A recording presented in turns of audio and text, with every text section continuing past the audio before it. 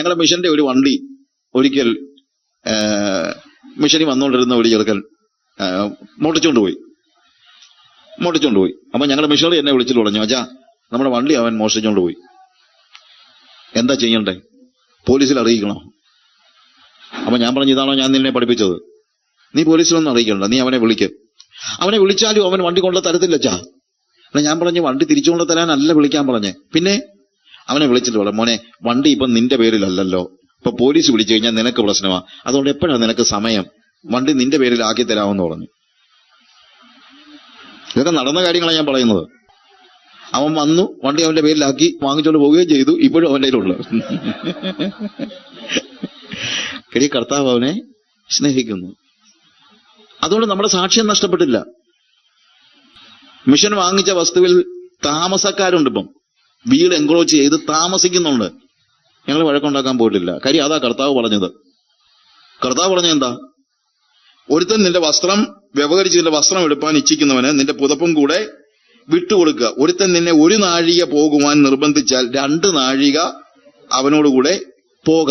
അത് അന്നത്തെ പശ്ചാത്തലത്തിൽ ഈ റോമൻ പടയാളികൾക്ക് ശമ്പളം കുറവാണ്, പക്ഷെ അവർക്ക് ഒത്തിരി പ്രിവിലേജസ് ഉണ്ട്. പ്രിവിലേജ് എന്ന് ചോദിച്ചു കഴിഞ്ഞാൽ പിടിച്ചു പറിക്കാം, കുഴപ്പമില്ല. പിന്നെ അവനൊരു ചന്തയിൽ നിന്ന് എന്തെങ്കിലും സാധനം വാങ്ങിച്ചു കഴിഞ്ഞാൽ വീട്ടിലോട്ട് അവൻ ചുമടേണ്ട കാര്യമൊന്നുമില്ല. ഏതെങ്കിലും യഹൂദനെ കണ്ടു കഴിഞ്ഞാൽ അവനോട് പറയാം, എടുക്കളാ ഇത്, 1 നാഴിക അവനെ കൊണ്ട് നടത്താം. 1 നാഴിക കൂടുതൽ നടത്തരുതെന്ന് ഗവൺമെന്റിന്റെ ഓർഡർ ഉണ്ട്. 1 നാഴിക ചുമ്മിക്കഴിഞ്ഞാൽ അത് അവിടെ വെക്കും. പിന്നെ അവൻ ഇവിടെ നിൽക്കും. ഏതെങ്കിലും മറ്റ് യഹൂദന്മാരാരെങ്കിലും ആ വഴിയെ വരുന്നെങ്കിൽ അവനെ കൊണ്ട് ചുമപ്പിക്കും. അപ്പൊ കർത്താവ് പറഞ്ഞു, 1 നാഴിക കൊണ്ടുപോകാൻ നിന്നെ നിർബന്ധിച്ചാൽ അവിടെ ചെല്ലുമ്പോൾ ചോദിക്കും, സാറേ വീട് കുറച്ചുകൂടില്ല, ഞാൻ അവിടെ വീട്ടിൽ കൊണ്ടുതരാം എന്ന് പറയണമെന്ന്. നമ്മളെ മുതലെടുക്കുന്നവരോട് പോലും, ശരിക്കും ഒരു മുതലെടുപ്പാണല്ലോ അത്, മുതലെടുക്കുന്നവരോട് പോലും നമ്മൾ ഇടപെടേണ്ടത് എങ്ങനെയാണെന്ന് കർത്താവ് പഠിപ്പിച്ചു. ഇതാണ് സ്നേഹം, ഇതാണ് യേശുവിന്റെ സ്വഭാവം. കൂട്ടുകാരനെ സ്നേഹിക്കാനെന്നും ശത്രുവിനെ അതിന്റെ മുകളില് 42, നിന്നോട് യാചിക്കുന്നവന് കൊടുക്കുക, വായ്പ വാങ്ങുവാൻ ഇച്ഛിക്കുന്നവനെ ഒഴിഞ്ഞു കളയരുത്. കൂട്ടുകാരനെ സ്നേഹിക്കുകയെന്നും ശത്രുവിനെ പകയ്ക്കുകയെന്നും അറിയിച്ച് നിങ്ങൾ കേട്ടിട്ടുണ്ടല്ലോ. ഞാനോ നിങ്ങളോട് പറയുന്നത്, നിങ്ങളുടെ ശത്രുക്കളെ സ്നേഹിപ്പീൻ, നിങ്ങളെ ഉപദ്രവിക്കുന്നവർക്ക് വേണ്ടി പ്രാർത്ഥിപ്പീൻ, സ്വർഗസ്ഥനായ നിങ്ങളുടെ പിതാവിന് പുത്രന്മാരായി തീരേണ്ടതിന് തന്നെ. അതാണ് ഞാൻ പറയാൻ ഉദ്ദേശിച്ച കാര്യം. ഈ യേശുവിന്റെ സ്നേഹം നമ്മൾ ജീവിതത്തിൽ ആക്കുമ്പോൾ എന്താ സംഭവിക്കുന്നത്? നമ്മൾ ദൈവത്തിന്റെ പുത്രന്മാരായി തീരും. കാരണം ഇതാണ് ദൈവത്തിന്റെ സ്വഭാവം. അപ്പന്റെ സ്വഭാവമല്ലേ മക്കൾ കാണിക്കേണ്ടത്. നിങ്ങളുടെ സ്വഭാവം നോക്കി നിശ്ചയിക്കാം നിങ്ങൾ ആരുടെ മക്കളാണെന്ന്. അപ്പന്റെ പേര് കളയരുതെന്ന് ഞാൻ സാധാരണ പറയാറുണ്ട്. അപ്പന്റെ പേര് കളയരുത്. ദൈവത്തിന്റെ പുത്രന്മാരെന്ന് വിളിക്കപ്പെടണമെങ്കിൽ, ദൈവത്തിന്റെ പുത്രന്മാരായിത്തീരണമെങ്കിൽ ദൈവം എങ്ങനെ, അല്ലെങ്കിൽ യേശു എങ്ങനെ ജീവിച്ചോ അങ്ങനെ നമ്മൾ ജീവിക്കണം. ആ മനോഭാവം, ആ സ്വഭാവം. അതുകൊണ്ടാണ് കർത്താവ് പറയുന്നത്, സ്വർഗസ്ഥനായ നിങ്ങളുടെ പിതാവിന് പുത്രന്മാരായി തീരേണ്ടതിന് തന്നെ അവൻ ദുഷ്ടന്മാരുടെ മേലും നല്ലവരുടെ മേലും തന്റെ സൂര്യനെ ഉദിപ്പിക്കുകയും നീതിമാന്മാരുടെ മേലും നീതികെട്ടവരുടെ മേലും മഴ പെയ്യിക്കുകയും ചെയ്യുന്നുവല്ലോ. നിങ്ങളെ സ്നേഹിക്കുന്നവരെ സ്നേഹിച്ചാൽ നിങ്ങൾക്ക് എന്ത് പ്രതിഫലം? ചുങ്കക്കാരും അങ്ങനെ തന്നെ ചെയ്യുന്നുവല്ലോ.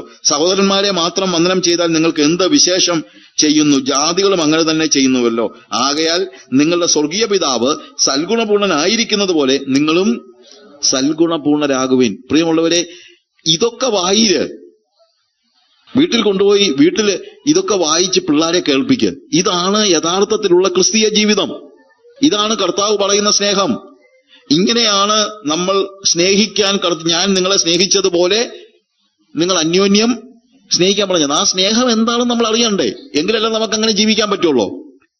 അങ്ങനെ ജീവിക്കുമ്പോഴാണ് നമ്മൾ ദൈവത്തിന്റെ പുത്രന്മാരാകുന്നത്. അപ്പോഴാണ് നമ്മൾ നമ്മുടെ സ്വർഗീയ പിതാവ് സൽഗുണപൂർണനായിരിക്കുന്നത് പോലെ നിങ്ങളും സൽഗുണപൂർണർ ആകുവിൻ. യേശു എങ്ങനെ ജീവിച്ചോ അങ്ങനെ ജീവിക്കാനായിട്ട് നമുക്ക് കഴിയണം. അതിനുവേണ്ടിയാണ് നമ്മുടെ പരിശ്രമം, അതിനുവേണ്ടിയാണ് നമ്മുടെ ജീവിതം. അതിനാവശ്യമായ ദൈവകൃപ കർത്താവ് നമുക്ക് നൽകിയിട്ടുണ്ട്. കാര്യം, മോശ ന്യായപ്രമാണം മാത്രമേ കൊണ്ടുവന്നുള്ളൂ, കൃപ കൊണ്ടുവന്നില്ല. പക്ഷെ യേശു ന്യായപ്രമാണവും കൃപയും ഒരുമിച്ച് കൊണ്ടുവന്നു. കൃപയും സത്യവും യേശു മുഖാന്തരം വന്നു. അതുകൊണ്ട് പ്രിയമുള്ളവരെ, കൽപ്പനയുണ്ട്. എന്നാൽ ആ കൽപ്പനകളെ അനുസരിക്കുവാൻ നമുക്ക് എന്ത് വേണം? കൃപ വേണം. ആ കൃപ ആര് കൊണ്ടുവന്നിട്ടുണ്ട്? യേശു കൊണ്ടുവന്നിട്ടുണ്ട്. ഇതെങ്ങനെയാ കഴിയുന്നത്? ഞാൻ ആദ്യം പറഞ്ഞ വാക്ക് നിങ്ങൾ മറക്കരുത്. മുള്ളുകളിൽ നിന്ന് ഒരിക്കലും മുന്തിരിപ്പഴം ഉണ്ടാവുകയില്ല. അത് നിങ്ങൾ മനസ്സിലാക്കണം. നമ്മുടെ ബ്രീഡ് മാറണം. ആ ബ്രീഡ് മാറുന്നത് എങ്ങനെയാണ്? വീണ്ടും ജനനം കൊണ്ടാണ് നമ്മുടെ ബ്രീഡ് മാറുന്നത്. ഒരുവൻ ക്രിസ്തുവിലായാൽ അവൻ പുതിയ സൃഷ്ടിയാകുന്നു. പഴയത് കഴിഞ്ഞുപോയി, ഇതാ സകലതും പുതുതായിരിക്കുന്നു. അപ്പോൾ ഒരുവൻ ക്രിസ്തുവിലാവുക എന്നൊരവസ്ഥയുണ്ട്. അത് നിത്യകാലത്ത് നടന്നതൊന്നുമല്ല. നമ്മൾ ഭൂമിയിലേക്ക് ജീവിക്കുമ്പോൾ നമ്മൾ ആദാമിലായിരുന്നു. ഭൂമിയിൽ നമ്മൾ ജനിക്കുമ്പോൾ നമ്മൾ ആരിലായിരുന്നു? ആദാമിലായിരുന്നു. പക്ഷെ വീണ്ടും ജനിക്കുമ്പോൾ നമ്മൾ ആരിലാവുകയാണ്? ക്രിസ്തുവിലാവുകയാണ്. നമ്മളൊക്കെ ആദാമിൽ നിന്ന് ജനിച്ചവരാണ്. പക്ഷേ ആദാമിൽ നിന്ന് ജനിച്ചിട്ട് യേശുവിനെ പോലെ ജീവിക്കാൻ നോക്കിയാൽ നടക്കത്തില്ല. യേശുവിനെ പോലെ ജീവിക്കണമെങ്കിൽ ആത്മാവിൽ ജനിക്കണം. അങ്ങനെ ആത്മാവിനാൽ ജനിച്ച് വീണ്ടും ജനനം പ്രാപിക്കുന്ന വ്യക്തിക്ക് യേശുവിനെ പോലെ ജീവിക്കാനുള്ള കൃപയുണ്ട്. അതൊരു പ്രോസസ്സാണെന്ന് ഞാൻ പിന്നെ ഓർപ്പിക്കുന്നുണ്ട്. അതായത് വീണ്ടും ജനിക്കുന്ന വ്യക്തി ഒരു ശിശു ജനിക്കുന്നത് പോലെയാ. ഒരു ശിശു ജനിച്ച, ഇപ്പൊ എന്റെ കൊച്ചു ജനിച്ചതിന്റെ പിറ്റേ ദിവസം തൊട്ട് ഞാൻ നടക്കുന്ന പോലെ നടക്കുന്നുണ്ടോ കൊച്ച്? ഇല്ല. പക്ഷേ നടക്കാൻ തുടങ്ങുമ്പോൾ അതിന്റെ ടെൻഡൻസി, എന്റെ വീട്ടിലൊരു പൂച്ചയ്ക്ക് കൊച്ചുണ്ടായി, അല്ലെങ്കിൽ ഒരു കിറ്റൺ, പൂച്ചക്കുഞ്ഞ് നടക്കുമ്പോൾ 4 കാലേ നടക്കത്തുള്ളൂ.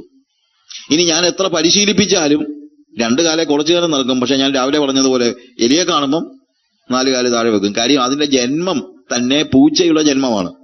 എന്നാൽ എന്റെ കൊച്ചുണ്ടായപ്പോൾ നടക്കാൻ തുടങ്ങിയപ്പോൾ കയ്യെ പിടിച്ച് നടത്തി ആദ്യമൊക്കെ 2-3 പ്രാവശ്യം വീഴുകയും 8 പ്രാവശ്യം 10 പ്രാവശ്യം ഒക്കെ വീണെന്ന് വെച്ചോ, സമയമെടുത്തു. അന്നേരം ഒന്നും ഞാൻ പറയത്തില്ല, ഓ ഈ കൊച്ച് ഇംപെർഫെക്റ്റാ. നമ്മൾ പറയുമല്ലോ, നമ്മൾ ആരാ പെർഫെക്റ്റ് ആയിട്ടുള്ളത്? പ്രിയമുള്ളവരെ, പെർഫെക്ഷൻ എന്ന് പറയുന്നത് മനസ്സിലാകണം. പെർഫെക്ഷൻ എന്ന് പറയുന്നത്, നമ്മളിപ്പം ഞാനൊരു ഉദാഹരണമായിട്ട് പറയാനുണ്ട്. ഒരു പൂമൊട്ട് പൂവാണോ? അല്ല. പക്ഷെ പൂമൊട്ട് ഇംപെർഫെക്റ്റ് ആണോ? അല്ല. ഞാൻ പറഞ്ഞ മനസ്സിലാക്കണം. പൂമൊട്ടെന്ന നിലയിൽ അത് പെർഫെക്റ്റാ, പക്ഷെ അത് പൂവായിട്ടില്ല. ഒരു ശിശു, ഒരു കുഞ്ഞ് അപ്പനെ പോലെ നടക്കുന്നുണ്ടോ? ഇല്ല. എന്ന് പറഞ്ഞാൽ കൊച്ച ഇംപെർഫെക്റ്റ് ആണെന്ന് നമ്മൾ പറയുമോ? ഇല്ല. അത് വളരുകയാണ്. പക്ഷെ വളർന്ന അപ്പനെ പോലെ ഒരു ദിവസം ആകും. അതുപോലെ യേശുവിനെ പോലെ ആകുവാൻ, യേശു ജീവിച്ചതുപോലെ ജീവിക്കാൻ അതിനുള്ള കൃപ നമുക്കുണ്ട്. എന്തുകൊണ്ടാണെന്നറിയാമോ? നമ്മുടെ ഉള്ളിലെ വിത്ത് യേശുവിന്റെ വിത്താ. നമ്മുടേത് ആദാമ്യ ജന്മമല്ല. അങ്ങനെയാണ് നമ്മൾ ജനിച്ചത്. പക്ഷെ വീണ്ടും ജനിച്ചവൻ ആദാമ്യ പ്രകൃതിയിലല്ല, ആത്മപ്രകൃതിയിലാണ് ജീവിക്കുന്നത്. അങ്ങനെയുള്ളവന് ആത്മാവിൽ ജീവിക്കുവാനുള്ള ശക്തിയുണ്ട്. അവൻ വളരുകയാണ്. പക്ഷെ ജനിച്ചവന് മാത്രമേ വളരാൻ പറ്റുള്ളൂ. നമുക്ക് പലപ്പോഴും ഉണ്ടാകുന്ന പ്രശ്നം, വീണ്ടും ജനിക്കാത്തവനെ കൊണ്ട് യേശുവിനെ പോലെ ജീവിക്കാൻ പഠിപ്പിക്കാൻ നോക്കുന്നതാണ്. അത് നടക്കത്തില്ല. അതുകൊണ്ട് തന്നെ ഏത് സഭയിലും അടിസ്ഥാനപരമായി വീണ്ടും ജനനത്തെക്കുറിച്ചുള്ള കൃത്യമായ പഠനം അനിവാര്യമാണ്. ജനങ്ങളോട് അത് പഠിപ്പിച്ച് വീണ്ടും ജനനാനുഭവത്തിലുള്ള ഒരു വ്യക്തി കടന്നു വന്നാൽ മാത്രമേ അവൻ എന്ത് ചെയ്യാൻ പറ്റുള്ളൂ? യേശു ജീവിച്ചതുപോലെ ജീവിക്കാൻ കഴിയത്തുള്ളൂ. യേശു സ്നേഹിച്ചതുപോലെ സ്നേഹിക്കാൻ കഴിയുള്ളൂ എന്ന് നമ്മൾ മനസ്സിലാക്കണം. ഈ സ്നേഹിച്ച കർത്താവ്, അടുത്ത സെഷനിലേക്ക് നമ്മൾ കടക്കുകയാണ്. നമ്മൾ സ്നേഹിച്ച കർത്താവിനെ കുറിച്ച് പറഞ്ഞു. ഈ സ്നേഹിച്ച കർത്താവ് ശുശ്രൂഷിക്കുന്ന കർത്താവുമാണ്, അഥവാ സേവിക്കുന്ന കർത്താവുമാണ് എന്ന് നമ്മൾ പറഞ്ഞു. ഇപ്പോൾ യോഹന്നാന്റെ സുവിശേഷം 13-ാം അധ്യായത്തിൽ അതിന്റെ 3 മുതലുള്ള വാക്യങ്ങൾ വായിക്കുമ്പോൾ, സ്നേഹത്തെക്കുറിച്ച് ഞാൻ ആദ്യം അങ്ങ് പറഞ്ഞെന്നുള്ളേ ഉള്ളൂ, രണ്ടാമത് ആണ് അതിനെക്കുറിച്ച് ആവശ്യപ്പെട്ടിരിക്കുന്നത്. 3 മുതലുള്ള വാക്യങ്ങൾ വായിക്കുമ്പോൾ നമുക്ക് മനസ്സിലാകുന്നതായ കാര്യം, പിതാവ് സകലതും തന്റെ കയ്യിൽ തന്നിരിക്കുന്നു എന്നും താൻ ദൈവത്തിന്റെ അടുക്കൽ നിന്ന് വന്ന് ദൈവത്തിന്റെ അടുക്കൽ പോകുന്നു എന്നും യേശു അറിഞ്ഞിരിക്കെ അത്താഴത്തിൽ നിന്ന് എഴുന്നേറ്റ് വസ്ത്രമൂരി വെച്ച് ഒരു തുവർത്തെടുത്ത് അരയിൽ ചുറ്റി ഒരു പാത്രത്തിൽ വെള്ളം പകർന്ന് ശിഷ്യന്മാരുടെ കാൽ കഴുകുവാനും അരയിൽ ചുറ്റിയിരിക്കുന്ന തുണി കൊണ്ട് തുവർത്തുവാനും തുടങ്ങി. സംഭവിക്കുന്ന കാര്യം നമുക്കറിയാമല്ലോ. പക്ഷെ അവിടെ എഴുതിയിരിക്കുന്ന ആദ്യത്തെ വാക്ക് എന്താണ്? 3-ാമത്തെ വാക്യം, പിതാവ് സകലതും തന്റെ കയ്യിൽ തന്നിരിക്കുന്നു എന്നും താൻ ദൈവത്തിന്റെ അടുക്കൽ നിന്ന് വന്ന് ദൈവത്തിന്റെ അടുക്കൽ പോകുന്നുവെന്നും യേശു അറിഞ്ഞിരിക്കെ. അപ്പൊ യേശുവിന് താൻ ആരാണെന്നുള്ളത് കൃത്യമായിട്ട് അറിയാമായിരുന്നു. ആരാണ് യേശു? അവൻ ദൈവത്തോട് സമനായ വ്യക്തിയാണ്. അവനെ ദൈവം പറഞ്ഞു വിട്ടതാണ്. സകലതും ദൈവം അവനിൽ ഭരമേൽപ്പിച്ചിരിക്കുകയാണ്. സകലതും തന്റെ കയ്യിൽ തന്നിരിക്കുന്നു. സ്വർഗവും ഭൂമിയും ആകാശവും എല്ലാം അവന്റെ കയ്യിൽ കൊടുത്തിരിക്കുകയാണ്. അവൻ അധികാരിയാണ്. അവൻ മഹത്വവാനായ ദൈവമാണ്. അവൻ ദൈവത്തിന്റെ അടുക്കൽ നിന്ന് വന്നു ദൈവത്തിന്റെ അടുത്തേക്ക് പോകുന്നു. ഇവനെല്ലാം അറിയാൻ വയ്യാതെയല്ല. അങ്ങനെ അറിഞ്ഞിരിക്കെ അവൻ എന്ത് ചെയ്തു? യേശുവിന് താൻ ആരെന്ന് അറിയാം, പക്ഷേ അവന്റെ ഡിഗ്നിറ്റി, അവന്റെ മഹത്വം അറിഞ്ഞിട്ട് അവൻ എന്ത് ചെയ്തു? ഞാൻ രാജാവാണ്, ഞാൻ സർവ്വഭൂമിയുടെയും അധിപനാണ് എന്ന് പറഞ്ഞ് കസേരയിൽ ഇരിക്കുന്നതിന് പകരം എന്ത് ചെയ്തു? അത്താഴത്തിൽ നിന്ന് എഴുന്നേറ്റ് വസ്ത്രം ഊരിവെച്ച് ഒരു തുവർത്തെടുത്ത് അരയിൽ ചുറ്റി. അപ്പോൾ അവൻ ആരാണ്? യഥാർത്ഥത്തിൽ മഹത്വവാനായ ദൈവമാണ്. അവൻ സർവ്വഭൂമിയുടെയും സർവ്വ ചരാചരങ്ങളുടെയും സർവ്വപ്രപഞ്ചത്തിന്റെയും അധിപനാണ്. അവൻ ദൈവത്തിന്റെ അടുക്കൽ നിന്ന് ഭൂമിയിലേക്ക് ഒരു ചെറിയ സമയത്തേക്ക് വരികയും തിരിച്ച് അവൻ ദൈവത്തിന്റെ അടുത്തേക്ക് പോവുകയുമാണ്. ഇതെല്ലാം അറിഞ്ഞിട്ട് അവന്റെ ഡിഗ്നിറ്റി എന്താണ്, അവന്റെ മഹത്വം എന്താണെന്ന് തിരിച്ചറിഞ്ഞിട്ടും അവൻ താഴേക്ക് ഇറങ്ങി വന്നു. അപ്പൊ യേശുവിന്റെ ഹ്യൂമിലിറ്റി എന്ന് പറയുന്നത് ഒരു ചോയ്സ് ആണ്, ഒരു തെരഞ്ഞെടുപ്പാണ്, അല്ലാതെ അത് ഇഗ്നറൻസ് അല്ല, അറിയാൻ വയ്യാതെ പറ്റിയതല്ല. ഞാൻ ചിലപ്പോ ഇവിടുത്തെ ദാസനായിരിക്കും അല്ലേ, എന്നാ പിന്നെ ഇത് ചെയ്തേക്കാമെന്ന് വെച്ചല്ല അവൻ അത് ചെയ്യുന്നത്. അവൻ ആരാണെന്നുള്ളത് കൃത്യമായിട്ട് അറിയാമായിട്ടും അവൻ അവിടെ എഴുതിയിരിക്കുന്ന വാക്ക്, അത്താഴത്തിൽ നിന്ന് എഴുന്നേറ്റ് വസ്ത്രം ഊരിവെച്ച് ഒരു തുവർത്തെടുത്ത് അതേ ചുറ്റി. വസ്ത്രം ഊരിവെച്ചെന്ന് പറയുമ്പോഴത്തേക്ക് അവൻ വിവസ്ത്രനായി എന്ന അർത്ഥത്തിലല്ല, മേലാടെ ഊരിവെക്കുന്നതാണ്. അതായത് യഹൂദന്മാരുടെ പ്രത്യേകതയിൽ എപ്പോഴും അവർക്ക് ഒരു ഇന്നർ ഗാർമെന്റ് ഉണ്ട്, പക്ഷെ അതിന് മുകളിലൂടെ അവരെന്ത് ചെയ്യും? ഒരു ഓവർകോട്ട് പോലെ ഇടും. ഇപ്പൊ നമ്മളാണെങ്കിലും വെസ്റ്റേൺ രാജ്യങ്ങളിൽ ഇപ്പൊ ഇവിടെയും നമ്മൾ എന്താ ചെയ്യുന്നത്? നമ്മൾ പാന്റും ഷർട്ടും ഇട്ട് കഴിഞ്ഞിട്ട് എന്ത് ചെയ്യും? ഒരു കോട്ട് നമ്മൾ അതിന്റെ മുകളിൽ ഇടുന്നു. പക്ഷെ എന്തെങ്കിലും പണിയെടുക്കേണ്ടി വരുമ്പോഴത്തേക്ക് നമ്മൾ എന്ത് ചെയ്യുന്നു? കോട്ട് ഇട്ടുകൊണ്ടാണോ സാധാരണ പണിയുന്നത്? അല്ല, കോട്ട് നമ്മൾ ഊരിയിട്ട് മാറ്റി വെക്കുന്നു, എന്നിട്ട് നമ്മൾ പണിയെടുക്കുന്നു. അത്രേ ഉള്ളൂ. അല്ലാതെ അവൻ വിവസ്ത്രനായെന്നല്ല അതിന്റെ അർത്ഥം. ഈ ഓരോ വാക്യങ്ങളും അറിയാൻ വയ്യാതെ ആളുകൾ വ്യാഖ്യാനിക്കുന്നത്. ഈ ഇടയ്ക്കിടയ്ക്ക് ഞാൻ ഈ പറയുന്നതിന്റെ അർത്ഥം കാര്യം മറ്റൊന്നുമല്ല. ഇത് നമ്മൾ മനസ്സിലാക്കണം എന്താണ് ഇതിന്റെ അർത്ഥം. ചിലപ്പോൾ ആളുകൾ പറയുന്നുണ്ട്, നമ്മൾ ആത്മാവിലായി കഴിഞ്ഞാൽ ചിലപ്പം നഗ്നരായി പോകും. കാര്യം ദാവീദ് എന്ത് ചെയ്തു? വസ്ത്രം ഉരിഞ്ഞു കളഞ്ഞ് അവൻ നൃത്തം ചെയ്തു. അതുകൊണ്ട് ചിലപ്പോൾ ആത്മാവിലായാൽ നമ്മൾ വസ്ത്രം ഉരിഞ്ഞു കളഞ്ഞെന്നിരിക്കും.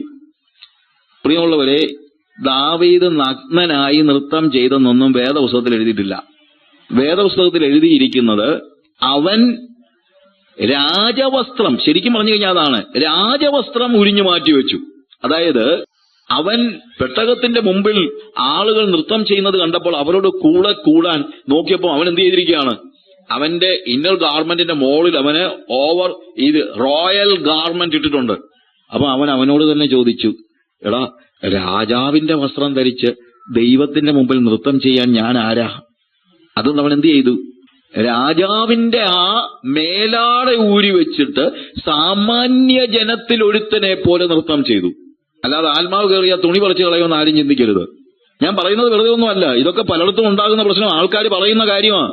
അത് ദാവീദ് നഗ്നനായി നൃത്തം ചെയ്തില്ലെന്ന്. ഞാൻ പറഞ്ഞ മനസ്സിലായോ?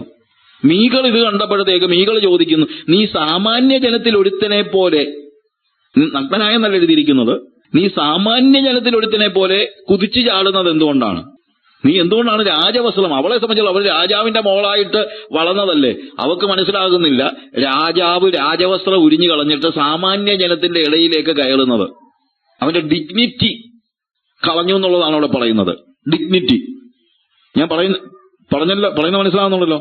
ഇതൊക്കെ ഈ ഇടയ്ക്ക് പറയുന്നതിന്റെ കാര്യം ഇതാണ്. വെറുതെ ആവശ്യമില്ലാതെ ദുർവ്യാഖ്യാനങ്ങൾ നടത്തി മനുഷ്യരെ ബുദ്ധിമുട്ടിക്കുന്ന ഒത്തിരി പേരിറങ്ങിയിട്ടുണ്ട്. അവർക്ക് വേദോസം അറിയത്തില്ല, അതുകൊണ്ട് പറയുന്നതാണ്. You got my point? Hallelujah. അപ്പൊ എന്നതുപോലെ കർത്താവ് എന്ത് ചെയ്തു? അവന്റെ മേലാടെ ഊരി വെച്ചു എന്നേ ഉള്ളൂ, അല്ലാതെ അവൻ വിവസ്ത്രനായി എന്നവിടെ അർത്ഥമില്ല. മേലാടെ ഊരി വെച്ചിട്ട് താഴേക്ക് ഇറങ്ങി എന്ത് ചെയ്യുന്നു? അരയിലെ ഒരു തുവർത്ത് ചുറ്റി. അവിടെ എഴുതിയിരിക്കുന്നത്, ഒരു പാത്രത്തിൽ വെള്ളം പകർന്ന് ശിഷ്യന്മാരുടെ കാൽ കഴുകുവാനും അരയിൽ ചുറ്റിയിരുന്ന തുണി കൊണ്ട് തുവർത്തുവാനും തുടങ്ങി.